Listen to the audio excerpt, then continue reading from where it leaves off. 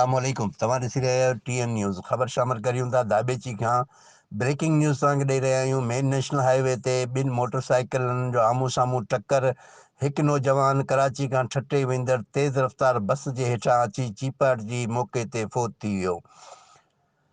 ख़बर मूजिबि दाबेची main national highway ते ॿिनि मोटर साइकिलनि में आम्हूं साम्हूं टक्कर थी वियो, जंहिं सबबि कराची खां ठटे वेंदड़ तेज़ रफ़्तार बस जे हेठां बिलाल नगर वासी 35 वरनि जो नौजवान एहसान पुट चांद मौक़े ते फ़ौत थी वियो, जॾहिं त हिकु ॼणो नवाज़ जोखियो ज़ख़्मी थी पियो, जंहिंखे मक़ामी इस्पताल मुंतक़िल कयो वियो।